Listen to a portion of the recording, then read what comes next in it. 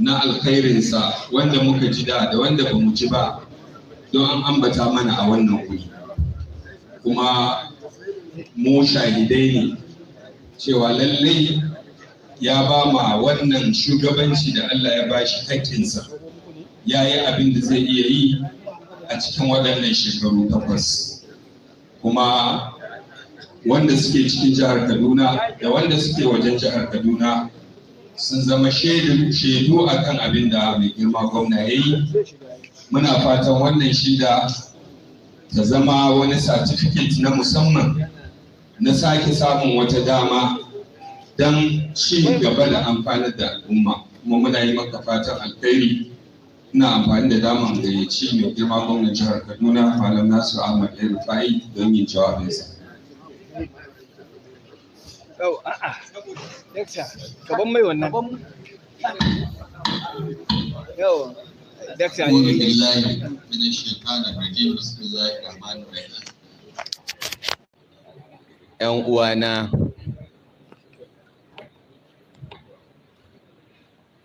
zaɓaɓɓen gwamnan jihar Kaduna da zaɓaɓɓiyar mataimakiyar gwamnan jihar Kaduna, shugabannin addinin Musulunci da ke nan gaba ɗaya, manyan baƙinmu daga Lagos, daga Imo,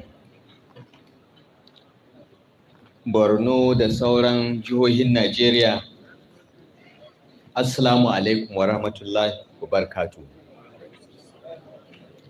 To zan yi magana da Hausa sannan in yi kaɗan da Turanci domin akwai wanda ba sa jin Hausa. To na farko ina son in miƙa godiya ga Allah subhanahu wata'ala da ya kawo mu wannan rana da wannan dare na ƙarshe, wanda insha Allah gobe wurin ƙarfe 10 za mu rantsar da abokina distinguished senator Obasani ya zama gwamna jihar Kaduna na 21 insha Allah. Ina yi masa murna, ina matuƙar farin ciki da Allah ya ba shi wannan shugabanci, kuma ina tausayin shi don abin da ke gabansa. Ina roƙon shugabanni da ke nan, limamai, malamai da shehunnai, a taimake shi da addu'a. Allah ya wuce masa gaba, Allah ya taimake shi ya yi shugabanci na nagarta wanda zai sa ma ba za a riƙa tuna Nasiru El-Rufa'I ba. Na biyu, ina miƙa godiya na ga majalisar limamai da ulama da sauran manyan malamai da suka zo daga jihohi daban-daban a ƙasar nan domin wannan walima na yi min barka da gama aiki lafiya. Allah ya saka muku da alheri. Ƙauna da soyayya da addu'o'i da aka yi mana shekarun nan, wanda shi ya sa a ganina yau aka ce gashi mun gama wannan shugabanci lafiya. Babu abin da za mu ce sai ƙara muku godiya.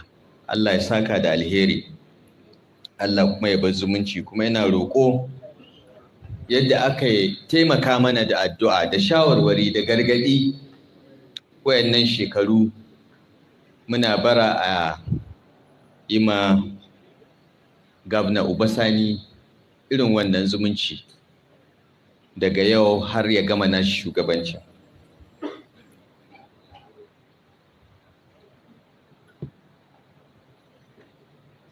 To, ban san abin da zan ce ba. An kira mu walima, amma ni ba a ban abinci ba, ina jin yunwa. Ni ban san irin wagga walima ba. Walima in aka zo, to SSG ya ce waliman malamai kenan. Ni da na ga an fara dauko abinci, ya nike za a fara daga high table. sai na gana ba limamai mu 'yan sahun baya ba a tuna da mu ba.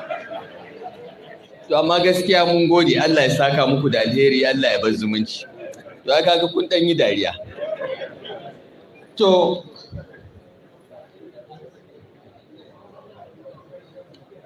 manyan malamai, professors, limamai, ina son faɗi wani abu guda ɗaya ko biyu wanda tunda muka fara wannan neman wannan shugabanci abinda ke zuciyarmu kenan. Ƙasar nan tana da komai, ba abinda Allah bai bata ba. Inda muka gaza shine samun shugabanni da za su kamanta gaskiya yadda shugabanninmu sahabban Annabi Muhammad sallallahu alaihi wasallam suka kamanta. Ƙasar nan ta rabu. A da can siyasanmu ba a maganan addini. Za a samu shugaban ƙasa musulmi, mataimakin shi musulmi, ba wanda ma ke tunanin wani abu. Za a samu shugaban ƙasa ba musulmi ba, mataimakin shi ba musulmi ba, ba wanda ke magana. Lokacin Gawan an yi haka. Lokacin Buhari an yi musulmi da musulmi. Moshood Abiola da Baba Gana Kingibe sun ci zaɓe. Ba wanda ya kawo addini a lokacin. To amma an raba ƙasa yanzu. A nan jihar yadda kowa ya ɗauka, in kai ka samu tiket na takarar gwamna kai musulmi ne, dole ne ka ɗauki wanda ba musulmi ba. Haka a Najeriya, in kai musulmi ne ka samu takarar shugaban ƙasa, dole ka ɗauki wanda ba musulmi ba. Me ya kawo haka? Abin da ya kawo haka dan babu shugabanni masu adalci. Idan shugaba zai adalci, ba wanda zai ce ba addininmu ɗaya ba. Kuma mu musulmi, Allah ya ba mu komi, ya ba mu ƙur'anin nan, ga sunna Annabi Muhammad sallallahu alaihi wasallam, ga misalai na shugabanni kalifofi wanda suka kamanta gaskiya. Komi yana rubuce. In dai kana so ka yi shugabanci na adalci irin na musulunci, za ka iya yi. Me ya hana mu yi? Idan da muna haka, ba wanda ma zai tunanin a'a in aka samu shugaba musulmi dole a samu mataimaki Kirista. Amma in za a je ne kowa ya wawuri abin da zai samu, dan kowa shi ma sai ya ce a sa na gidana, tunda ba aikin ake so a yi ba, kaso ake yi, dole kowa zai so dan gidan shi yana kason. Amma in aiki za a yi ma al'umma, in tsakani da Allah za a ba kowa hakkinsa, in za a yi adalci, wallahi ba wanda ya damu da addinin wani. To abinda muka so mu nuna a jihar Kaduna kenan, cewa shugabancin musulunci shugabanci ne na adalci. Kuma kullum idan mutane suka tambaye ni me yasa na ɗauki Dr. Hadiza Sabuwa Balarabe ke zama mataimakiya ta 2019, ina gaya musu cewa na ɗaya na tsaya na yi lissafi,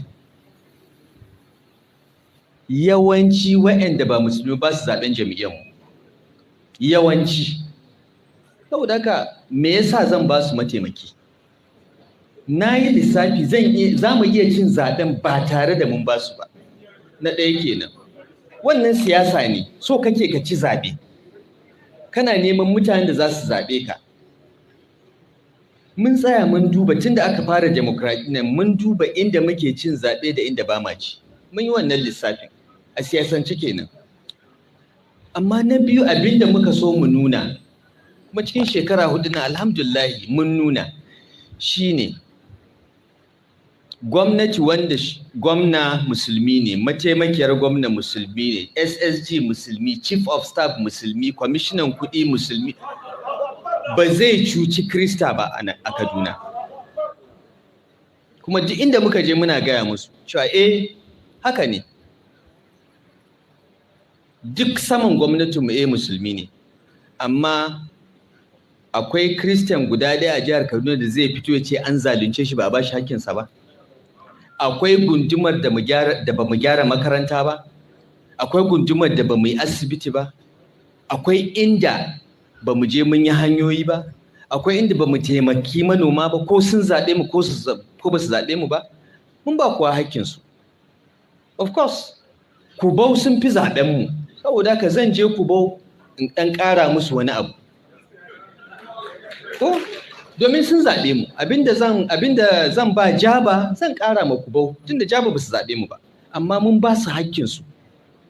Kuma abinda ku limamai da ulama kuka koya mana kenan. Shugabancin musulunci na adalci ne. Annabi sallallahu alaihi wasallam da sahabbai ya zauna da wayanda ba musulmi ba, da Yahudawa, da Kirista, da wayanda ma kafirai ne, amma suna ce mishi amin don yi musu adalci. Sayyidina Abubakar, Umar, Uthman, Ali, dukkansu sun yi musu adalci. Ba wanda zai ce don shi ba musulmi ba ne an take hakkinsa, sai dai dama wanda ya fi son ka za ka ɗan ƙara mishi, amma ba za ka ɗauki hakkin wani ba. Kullum ina tambayar su, ko da muka je muna kamfen wannan zaɓen, suka ce kaza in ce gaskiya ne, muna neman wanda za su yi aiki ne, ba mu duba addinin. Of course muna duba addini, amma ba zan faɗi haka ba. Amma abinda nake tambaya, wa aka zalunta? Ka tashi ka gaya mana in gwamnatin nan ta zalunce ka. Ba ansa. Sai dai kawai ka ce da ka saba iskanci, ka saba kashe mutane mun taka ma birki, ko ka saba rufe hanya mun ce in kai haka ga abin da zai biyo baya, kuma ka san za mu yi.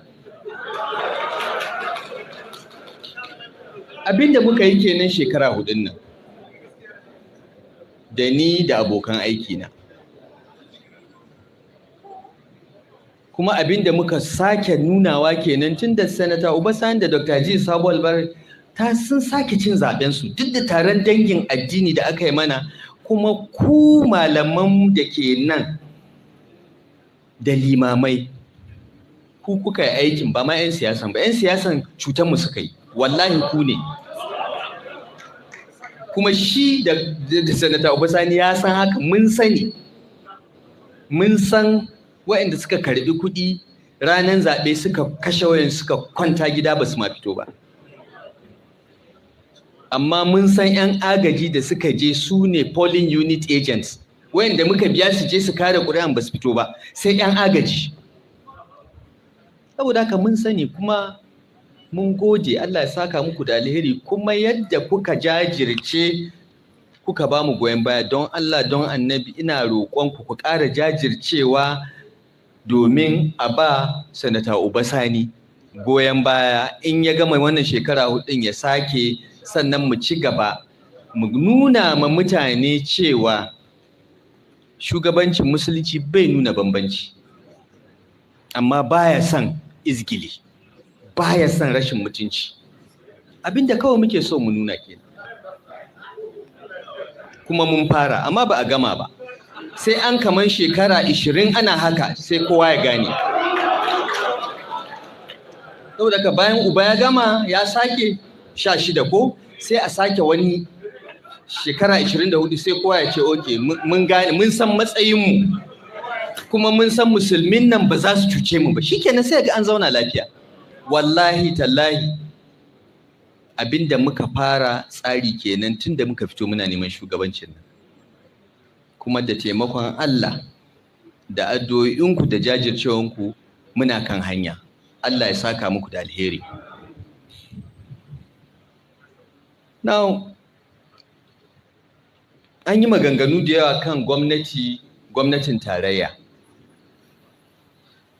Gaskiya ne abinda Professor Akintola ya faɗa, mu muka shawara, mu gwamnonin Arewa APC, muka ce mulki ya koma kudu, domin alƙawarin da aka yi kenan, alƙawarin baki ne, amma alƙawari ko na baki ko na rubuce Allah ya sani.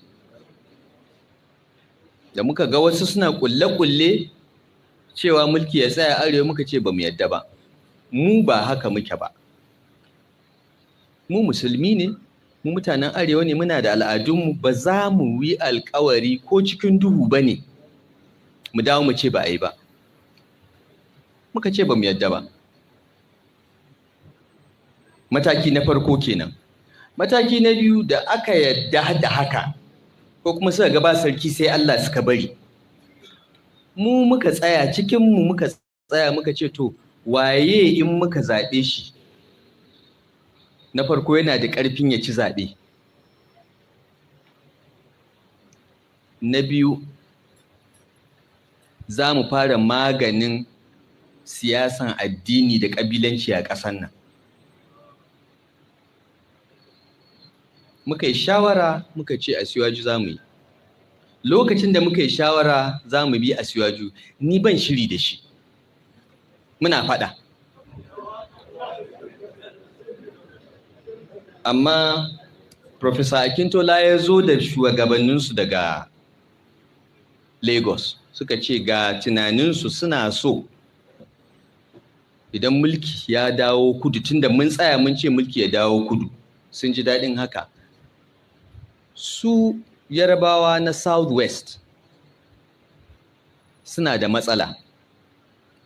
Musulminsu in ya fito zai nemi shugabanci sai a ce ba dama ya nema domin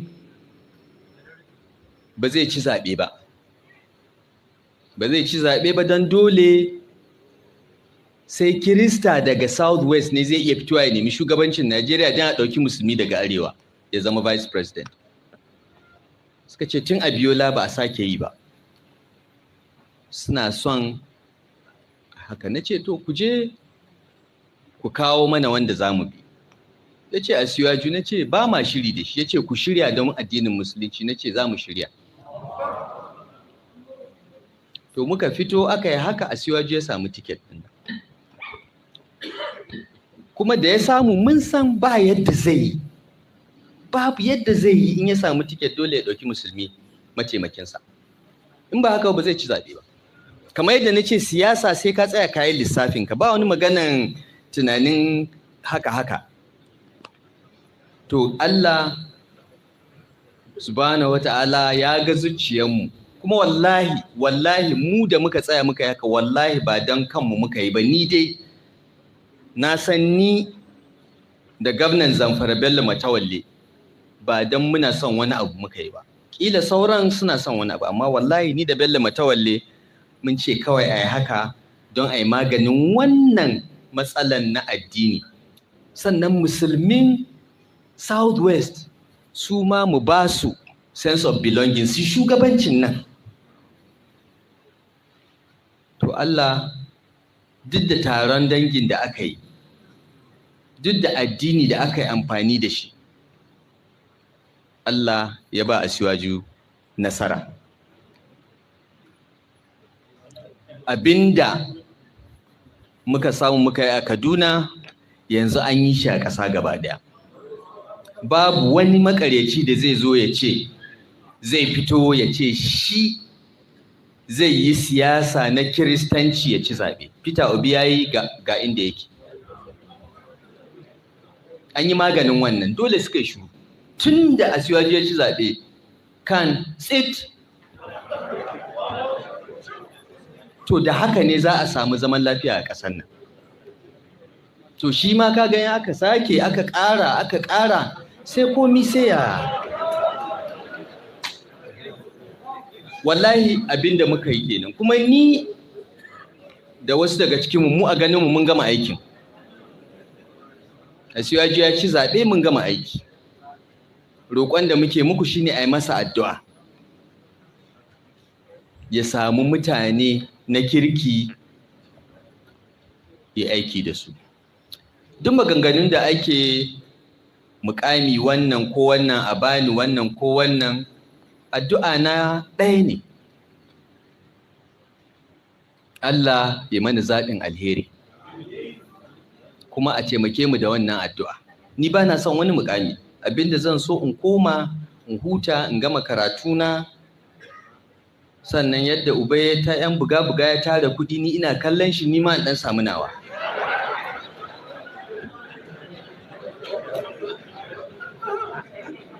ko ba haka ba? To amma Allah ya zaɓin alheri. Idan Asiwaju ya neme ni ya ce mu yi aiki tare kuma na ga cewa aikin zai taimake shi zai taimaki ƙasa, ba zan ƙi ba, amma ni ban iya neman aiki ba. Tun da na gama NYC na nemi aiki sau ɗaya a rayuwa na ban taɓa neman aiki ba, sai dai aikin ya neme ni. Saboda haka Allah ya mana zaɓin alheri. Na gode da aka yi min wannan walima. Ina fata in Allah ya ba mu rai da lafiya shekara 8 masu zuwa za mu zo nan shi ma distinguished senator Obasani shi ma a masa nashi waliman na karewa lafiya. Muna roƙon Allah subhanahu wata'ala ya haɗa kan musulmin Najeriya, ya ɗora mu bisa kan wayanda suke ƙiyayya da mu, ya kuma kawo mana ci gaba da haɗin kai a ƙasar nan gaba ɗaya. Assalamu alaikum wa rahmatullahi wa barakatuh. I will now summarize briefly in English, Prof, so that you are not totally lost. I gossiped about you, by the way. I'm sure you had your name mentioned. First, I thanked Almighty Allah for bringing us to this day. 8 years of being in the leadership of this state. And I thanked the Council of Ulama and everyone here for honoring me by being here on this auspicious day. This council has been supportive of our aspirations right from 2014. And throughout the years, they have advised, they have counseled, they have warned us when we appear to be going the wrong direction, but most importantly, supported us consistently with prayers. So if we have been successful, I think a large percentage of the credit for the success also goes to our ulama in Kaduna State, and I'm very grateful to them eternally for what they have done. I want to thank all of you that came from far and wide, from Lagos, from Borno, from Imo, from the South, all to be here. And all the very kind words that you've used to describe my person or my conduct in public office. But, Your Excellencies, what motivated us in going into politics in the first place is our concern that this country is blessed. It has everything. So why are we where we are? Why has this country moved from a time when nobody cared whether the president and the vice president are both Christians or both Muslims? Because we've had Gowon for 9 years, was president, his vice president, Akinwalewe, was a Christian, nobody cared. Buhari and Idiagbon were both Muslims and Northerners, nobody cared. Moshood Abiola of blessed memory and Baba Gana Kingibe won elections, and religion was not an issue at the time. So what happened to us? What happened to us is that the quality of leadership in Nigeria has kept deteriorating to the point that people have concluded, well, if it is not about quality of leadership, if it is about sharing, my own must be at the table to share. Whether he's good or bad, it doesn't matter. I want my share. This is the main problem. This has defined our politics for more than 30 years. And in this state, from the time of Dabolere, which was in the 90s, the Third Republic, which was aborted, it became almost law that if you are a Muslim and you get the ticket of your party, you must pick a Christian as your running mate. Now, whether that Christian will add electoral value or not, nobody has questioned. It was the norm and it became law. And it created a sense of entitlement without commensurate display of responsibility or loyalty. So when I had a chance to pick a running mate in 2019, I did my mathematics and I decided that I would pick a Muslim to make the point that in Kaduna State, you can win elections without necessarily picking a Christian as your running mate. We were threatened, nothing was, everyone said, we are going to lose, blah, blah, blah. We won. We won by an overwhelming margin. So that demystified that myth. And those that were claiming that they are 50% of the population of Kaduna State now had to go back and do their census again.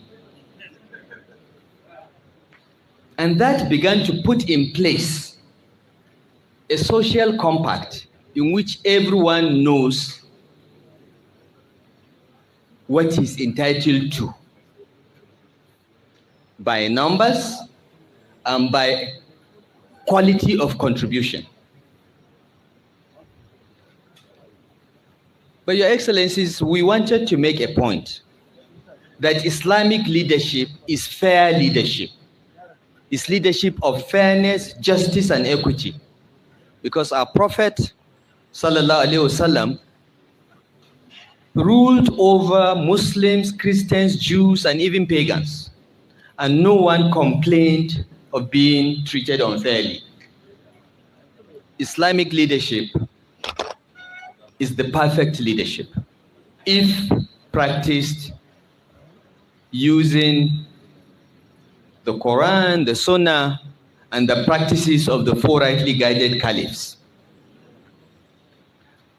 And I challenge every Christian in Kaduna State in the last 4 years to tell us if we have been unfair to him or her or their community. In every ward, in every part of Kaduna State, we built schools, we built primary health centers, we built roads, we supported agriculture and commerce. We didn't discriminate against any community because of their religion or ethnicity. And I keep throwing that challenge till tomorrow. Of course, there are local governments like Cubao that gave us 82% of their votes. Clearly, I will do a bit more in Cubao than I will do in Jaba that gave us 6% of the votes. Because it's politics. But everyone got his right. Even if others got more than their right. But everyone. And that is equitable leadership. We wanted to make that point so that people will move away from this feeling that, religion must be reflected in leadership. Because in our second term of office, the governor, deputy governor, secretary to state government, chief of staff, commissioner of finance, were all Muslims. But it didn't stop us from investing everywhere in Kaduna State. People talk about the roads in Kaduna. Go to Kafanchan and see. We've done similar work in Kafanchan, even though Kafanchan is much smaller, of course. Kafanchan is not Kaduna. Kafanchan is less than 1/3 the size of Kaduna. We went to Zaria. We've done the same thing. It's only Kaduna where everyone comes that people talk about. The only thing that some will complain about in Kaduna State is that they are used to behaving badly. They are used to blocking roads and killing people. They are used to going into court and attacking people, doing all kinds of things. I'm here referring to either the Gwaningora people or the El-Zakzaki people who think that there is no law in Kaduna State. We dealt with them. Because first there is God, then below there is government. And if you try it, you should know that you won't try it again. That is the only way to govern. But we've allowed people to think that they can get away with anything. And we just told them, you can't do this. These are the people that will now run back, hide behind religion, and say that, they are being victimized. But you broke the law. You are behaving badly. You are infringing on the rights of others. You have no right to do that. We'll deal with you. Whatever you say, we don't care. We'll deal with you. For the past 2 days, I've been receiving phone calls and text messages from Al-Zakzaki's people, abusing me, abusing my mother, cursing me. I don't care. We will finish the job. Even this night, they are demolishing. And what I'm not able to finish, he will complete by the grace of God. So, Your Excellencies, we are proud of our religion. We are proud of the blessings of God for being Muslims. And we want the whole world to see our example, that we can be fair. We do things by following rules of natural justice. That's all we've tried to do. Now, having done that in Kaduna, we had an opportunity to scale it up to the national level.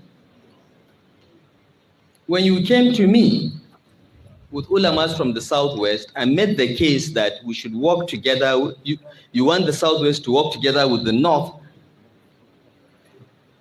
to produce the next president. I told you, yes, there is no problem, but Asiwaji and I don't get along. And you said to me, reconcile in the name of God and for the progress of Islam. And I told you we will reconcile. We don't get along is personal. But Islam is bigger than all of us. Islam is us, with whatever we need to do to promote the religion of God. We must make sacrifices. And by the grace of God, we did it in steps. We first said power must go to the South. When that happened, we now sat and said, okay, in the South, who do we back? And how do we ensure that in the Southwest, everyone has a sense of belonging? Because we cannot have a political system where Muslims in Southwest are excluded from running for office, because that has become the norm as well. And, I'm very, very happy that we decided on Asiwaju, and in spite of all efforts to weaponize religion to fight that ticket, it still won. We won. No one again, no more forever will we hear Khan issuing statements threatening everybody in politics that you must do this or do that, because they have played their card and they have lost completely. So we'll have some peace and quiet, because apart from you, sir, apart from Murik, nobody in Islam even responds to Khan. They issue provocative statements, very divisive. They have inserted themselves into politics in an open and shameless way, which is not the culture of Islam. But silence is not weakness. Silence is not lack of ability or capacity. But this election has brought some silence on that angle. And by the grace of God, now we can begin to build a united country where religious threats will go out of the window. This is what we hope Asiwaju's tenure will bring. And our hope also is that this presidency will bring such rapid progress in Nigeria that people will realize that that kind of leadership is what Nigeria has lacked. That's why we have not had progress. So as far as I'm concerned, sir, we have done our job. We didn't do it for anything. I can speak for myself. Wallah, I expected nothing. And I told us from the first time we met, we will support you. I don't want anything. The same with the governor of Zamfara State. He said, no. But those that are saying I should do this or be in this position or that position, I thank them, I appreciate them. I prefer to rest. But man proposes and God disposes. And whatever we can do to contribute to making Nigeria better, we'll make the sacrifice to do it. So we appreciate you, we appreciate your prayers, we appreciate your, particularly you, Prof. Akintola, we appreciate your doggedness and consistent jihad for the cause of Islam.